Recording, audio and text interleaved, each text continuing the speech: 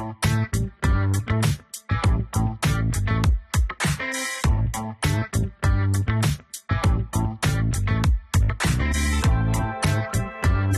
to Running on Ice, the coolest community in freight. I'm your host, Mary O'Connell, bringing you the latest tech updates, warehouse news, and everything happening in the cold chain world. Not only is there the coolest show in freight, but there's Running on Ice, the newsletter that could not be colder. You can subscribe to that on freightwaves.com/runningonIce. Today, we welcome back Orlando Candelaria, Senior Vice President of Business Development at System Loco. Welcome back to the show, Orlando. Hi, Mary. Thanks for having me on Running on Ice. Always great to join the coolest crew in freight.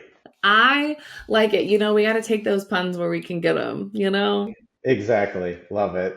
So we had you on the show recently, but I know that you have that your own personal background has changed. So what has made you make the switch to System Loco?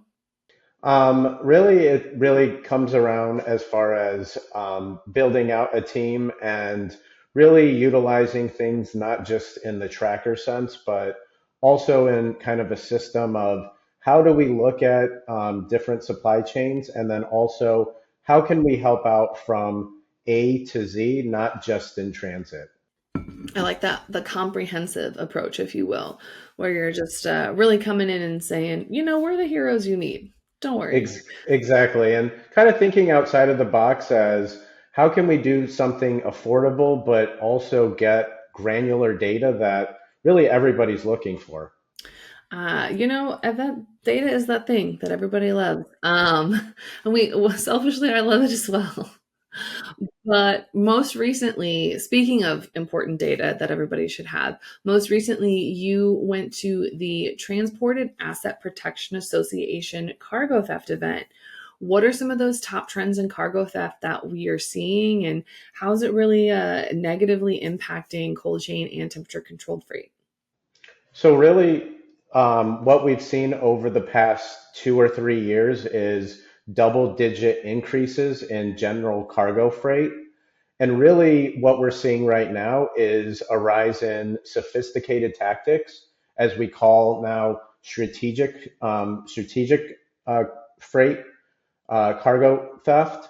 So what's included in that is identity spoofing, buying and selling of MC numbers. There's fraudulent pickups. There's people actually logging into TMS systems, changing pickups and delivery locations, and really all from anywhere in the world right now.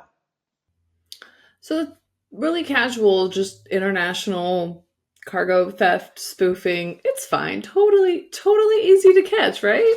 Yeah, exactly. And that's, I think, at the heart of the problem is really they're here one day and gone the next. And everything's not, really from a straight theft. So all of the kind of evidence that you're looking for really isn't at your fingertips because it's done from maybe 500 to 1,000 miles away in a foreign country. Yeah, that's a little harder to be like, hey, we just don't want to use you anymore, or like, hey, there might be a problem.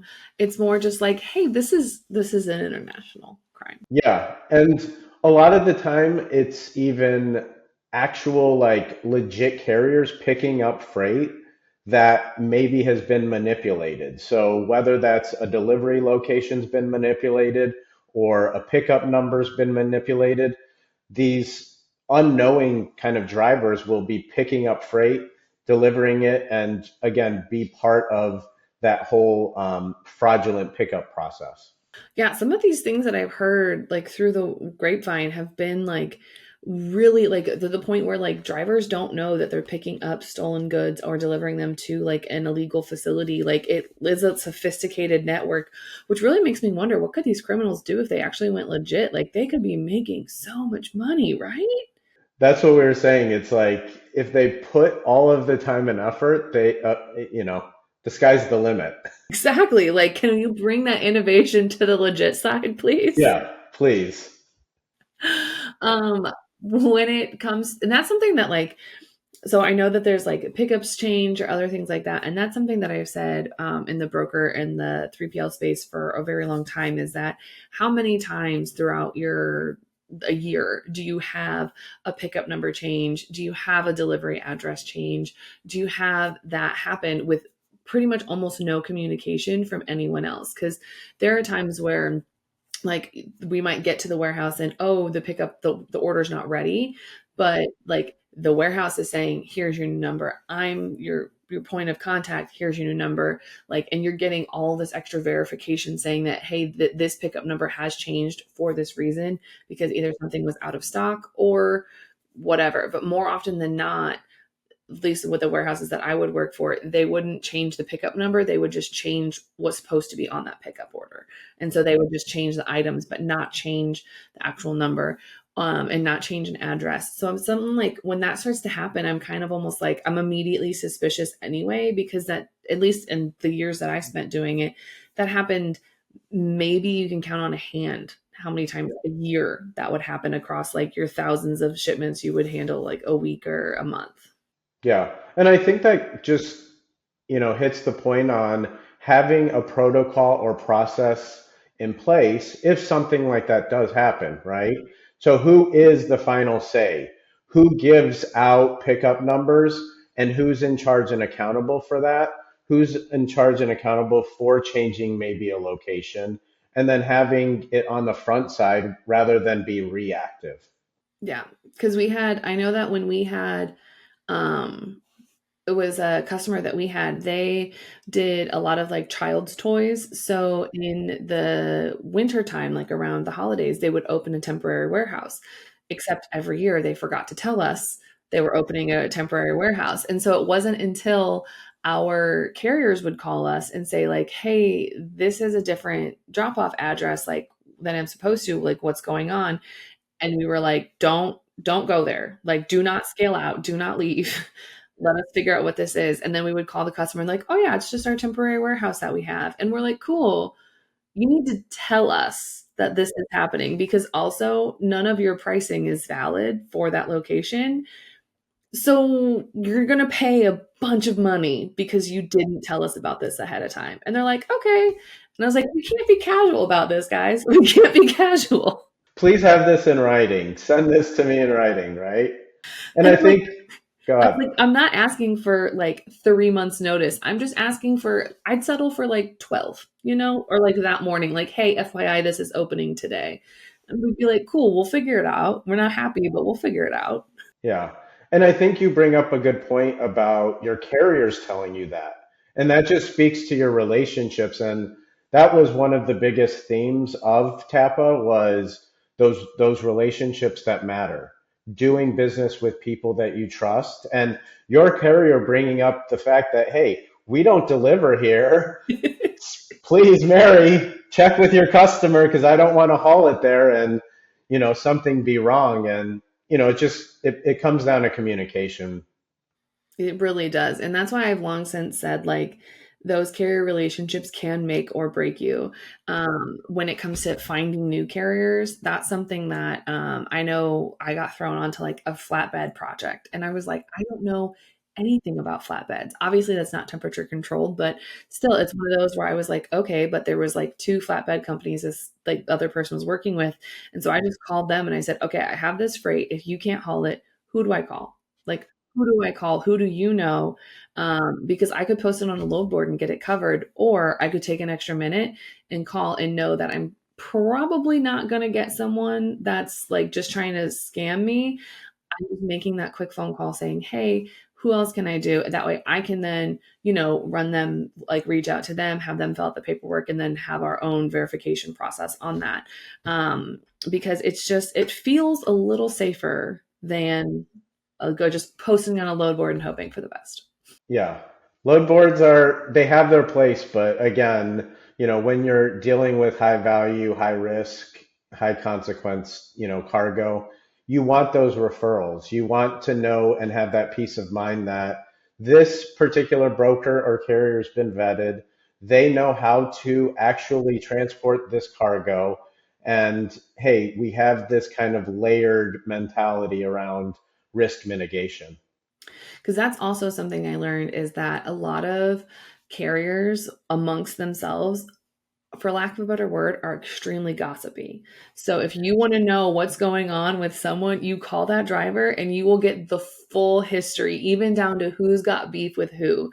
And so that's when I'm just like, that is the drive. That are those are the relationships that I need and I need to cultivate. So that way I know if somebody comes up and is a little sketchy, I can pick up the phone, call Joe and say, Joe, what do you know about these people? And then he's going to say, well, and then you're going to be on the phone for 20 minutes, but you're going to know their entire life story. Exactly. And whether or not you really want to book them. So, Exactly. And to me, that 20-minute, and then Joe's going to think that he's like the hero because he took care of you. And then it's a nice circle, you know? and maybe he'll take that low rate next time you call him, right? I can always dream. Can you help me out, buddy? Give me a Yeah. favor. Come on, man.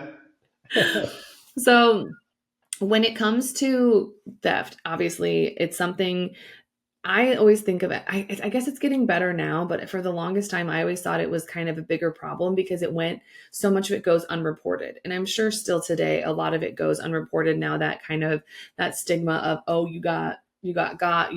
like you were a victim of theft. That since it's such a widespread thing, I think there's less of like your company is wholly flawed if you have a theft incident. But have you seen on the cold chain shippers or like just shippers in general, have you seen that increased willingness to share that information and say, hey, this is some instances that we've had, these are, schemes that we've gotten caught up in? Have you seen that increased willingness from those shippers to just kind of share the knowledge?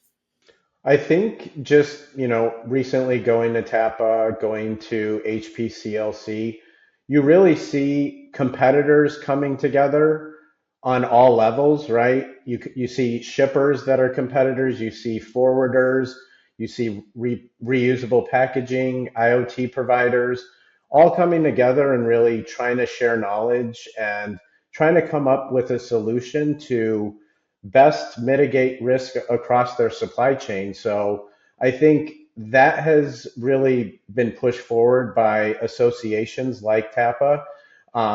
But I think the work still needed in the actual of reporting of events. Like you said, I still feel people are nervous about reputation.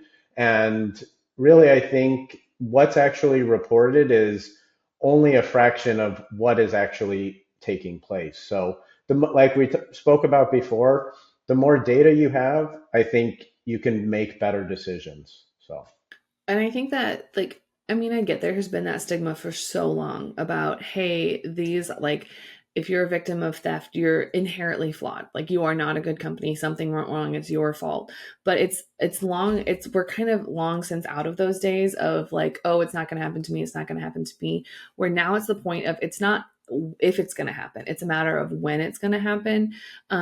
Because some people think that, oh, well, if I am just a small mom and pop operation, or if I'm just a small brokerage or a small shipper that doesn't do a lot of business, they're not going to go after me. They're going to go after like the big ones that like own half the grocery aisle, or like the large carriers that have maybe like thousands of trucks. But that's actually not the case. They go after everyone equally. And it's just they'll do different price points, obviously, based on it. And they'll take as many of the little ones that they can get in exchange for the big ones. And that's something that I think is really important to kind of remember, is that it's not about if it happens to you, it's when. yep. And I think just in general that when we're sharing what is happening, we can then take better, decisive, proactive decisions to mitigate those risks. If only a percentage of the actual thefts are being reported, then what is actually happening out there and how can we help prevent those things? So I think more work needs to be done there, but I think, at least putting it on people's radar as far as, hey, it is something that we need to look at. We need to not just look at it from a security standpoint, but also how can we help the people that are loading these trucks? How can we make sure that they are the ones that are on the front line? And hey, red flag here, whether it's I see the mode as being on start stop, or this guy he doesn't look like the guy in his driver's license. And I think technology is helping with that as well as, you know, making it black and white that, hey, this is a legit driver's license. This is someone. So it's kind of taking the dark dock workers kind of judgment out, but still, at least, like you said, being suspicious about this BOL shows something than what I'm normally, used to loading, or, this carrier is, the trailer looks weird, or just having that sense of what is going on around you, and hey, just being suspicious maybe. That's something else that I've really kind of thought of, and that is the your drivers like personal information. Obviously, I understand, drivers do need a certain sense of security and a certain sense of privacy. But at the same time, if I'm talking to a dispatcher or a driver or someone and I start saying, hey, I need your driver's first name, a phone number, something that I can contact, literally just something for me to be able to have the warehouse identify them, or just for me for tracking purposes that like, hey, I need to be able to call in to figure out what's going on with a load or something like that. Then if I'm working with that carrier or that dispatcher and they start getting squirrely about that, about why do you need to know? Well, this is my driver's information. Why do you need to know about it? Then I am immediately suspicious of like, why don't you want to give me this information? I'm not gonna do anything necessarily like bad with it. It's just something that we use for verification purposes. And they start throwing a little bit of a fit about it. Then I'm just like, you know what? I don't think I need you that badly. Yeah. And a lot of the requirements are being pushed on carriers and brokers by their customers. So, hey, in order to run my freight, you need to do X, Y, and Z, which again, sometimes it takes that kind of layered approach where it's you need to vet carriers. It needs to, you need to use an IoT device. You need, to have vetted carriers that you've worked with and have actual trailers.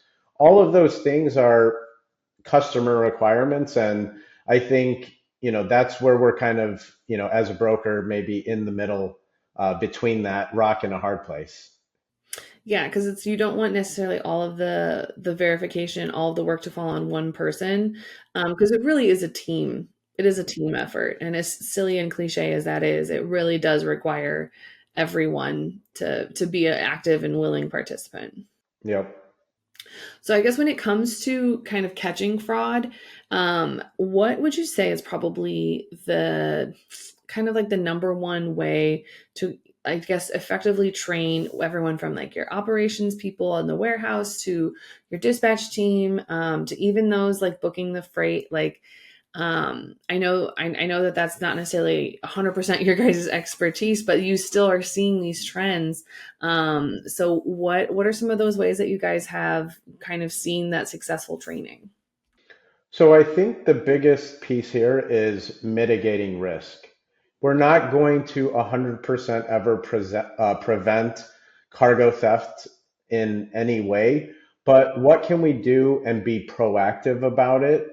Where again, that comes down to having processes in place, whether that's from booking the freight to knowing the requirements of the specific load, whether that's an IoT device or electronic tracking in general. And then also, hey, if it's a Friday, let's have communication with the customer and not put the shipment on a load board. All of those things I think actually are proactive rather than reactive. And then when you do have to be reactive, there needs to be another set of protocols in place that, hey, if there's a light alert in transit, you need someone, and that's the biggest piece. What are we doing with all this real-time data? Someone has to actually take action, and that's where we partner with a lot of different service providers from the service piece. I'm so glad you brought up the point of someone needs to take action with this data, because I have long since said, all of this data analysis, all of this great thing, like you could have the best, fastest data analysis, AI, machine learning, whatever you want to call it. You could have the bestest, you could have the best and brightest, but until you have someone to sit there and take that data and like kind of make actionable plans out of it, you've just paid a lot for a very fancy thing that makes your numbers. There's where my stuff is, and it's Yes. getting stolen, right? Yes. So now you can see it in real time. But again, like we even said, I think one of the, it goes back to that relationship piece. And even if you're a shipper or a broker, you still need to know the law enforcement community because, again, it's not as easy as picking up the phone and calling 911 or a particular, even department. It's a very small, tight knit community, and once you have those protocols, who are you going to call now? Is it going to be someone that's going to pick up? Is it going to be someone that, you've bumped into and talked to at Tapa or somewhere else? And hey, I have a problem and I need help. And that's where I think this is a great community to be a part of because it's a what can I do for you kind of mentality of I know at some point, like you said, it's not a if sort of thing.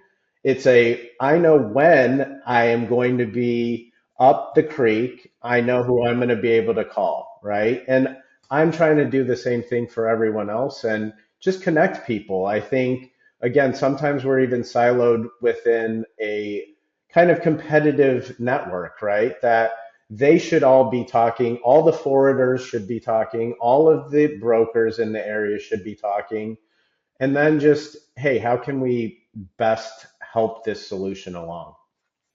And I think that even though everyone is kind of competition with each other, like you said, the same time, all of like, I've never met anyone in the logistics industry that isn't competitive at some level. And that can almost kind of be used as a good thing because if everyone's so competitive, they want to compete against the best. And if they know that they're competing against you, but you have one hand tied behind your back, they're going to be the first one there ready to say, hey, let me help you out. Assuming that you want the help, they'll help you out and say, hey, I got you because they want you back up to fighting strength. So that way, when they take you down, they're at least taking you down at full strength. Exactly. And I think you can learn a lot from your peers within your own kind of competitive network. You're dealing with the same things, right? Same sort of issues. You're seeing exactly this, everybody's moving pretty much around the same freight, right?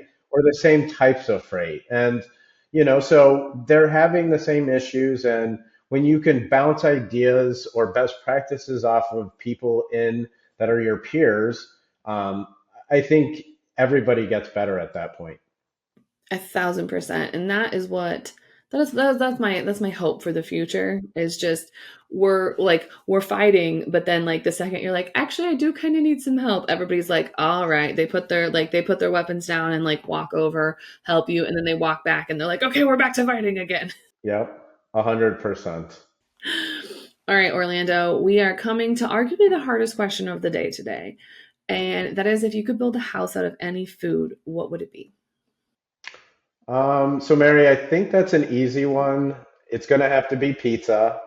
So I am from Chicago, so naturally the foundation's got to be deep dish. But again, there's always, where New York style or thin crust fit in, and that's going to be the roof, right? I like that you've really thought this out. You've got like different styles of pizza represented. I know there's like a buffalo pizza, which has like a really thick crust. So that feels like that could be like a good drywall situation. Yeah. Or I think a Detroit style I've There heard you is go. thicker. So yeah, maybe for the walls. There you go. We've got it sorted out. Thank you so much for joining us today. If anyone has questions on maybe the best pizzas for building walls or roofs or etc., or kind of anything else in the IoT or cargo theft space, where can they find you outside the show? So if anyone wants to connect or learn more what we're doing at System Loco, my LinkedIn is Orlando Candelaria. Our website, which we just rolled out a new website, is www.systemloco.com. And my email is o.candelaria@systemloco.com. Awesome. Thank you so much for joining us today. Thank you so much, Mary. Appreciate it. You can catch other episodes of Running on Ice right here on FreightWaves TV, YouTube, or anywhere you get your podcasts like Apple Podcast and Spotify. Need more Running on Ice news? No sweat. Subscribe to the newsletter on freightwaves.com/running on ice. See you on the internet.